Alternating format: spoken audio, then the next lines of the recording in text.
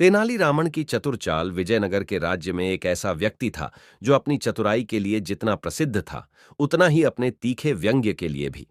वह व्यक्ति था तेनालीरामन। उसकी प्रसिद्धि राजा कृष्णदेवराय तक पहुंची थी, जो चतुराई और बुद्धिमानी को अत्यधिक महत्व देते थे। लेकिन जैसे ही किसी भी शक्तिशाली व्यक्ति के पास कुछ वफादार होते हैं, वैसे ही कुछ ईर्ष्यालु दरबारी भी होते हैं।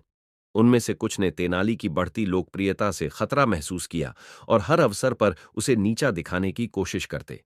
एक दोपहर जब दरबार में हलचल थी, कुछ ईर्ष्यालु दरबारी एक कोने में बैठकर फुसफुसा रहे थे। क्या तुमने सुना?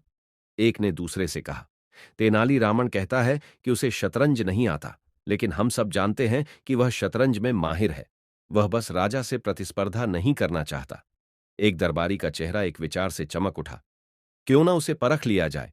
हम राजा को यह बताएं कि तेनाली छुपा रहा है अपनी शतरंज की प्रतिभा, और फिर देखेंगे कि वह अपनी चालों में फंसेगा या नहीं।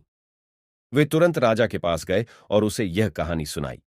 महाराज, हमें खबर मिली है कि तेनालीरामन एक अद्भुत शतरंज खिलाड़ी हैं, लेकिन वह कभी भी किसी के साथ नहीं खेलते। क्या वह हारने से डरते हैं? राजा कृष्णदेवराय, जो खुद एक महान रणनीतिकार थे, इस बात से चिढ़ गए और उन्हें तेनाली की चतुराई की परीक्षा लेने का मन हुआ। उन्होंने उसे दरबार में बुलाया। वह निश्चित थे कि तेनाली किसी भी व्यक्ति को अपनी बुद्धिमानी से मात दे सकता है। तेनाली, राजा ने कहा, सुना है कि तुम शतरंज के अच्छे खिलाड़ी हो। फिर क्यों तुमने यह प्रतिभा छुपा रखी है? तेनाली थोड़ी चौंके।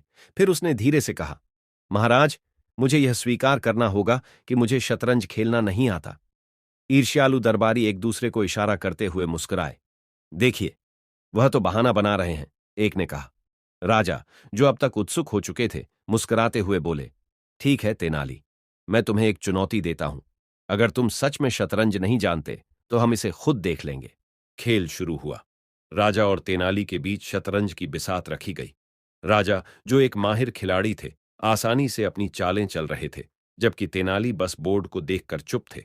वह पूरी तरह से उलझन में थे। राजा ने अपनी एक चाल चलाई जिससे तेनाली को चुनौती दी। चलो तेनाली, अब तुम्हारी बारी है। क्या तुम कोई चाल चलोगे? तेनाली ने अचानक सोचा और उनके चेहरे पर एक चालाक मुस्कान आ गई। उनका दिमाग एक नया रास्ता खोज चुका था।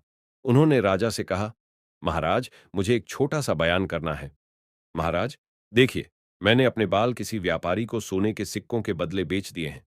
तेनाली ने बड़े गंभीरता से कहा, और उसने मुझसे वादा लिया कि वह मेरे बालों से विग बनाएगा, और जब तक मैं उसे पैसे नहीं चुका दूं, मैं अपना सिर नहीं मुंडवा सकता। सभी लोग चुप हो गए।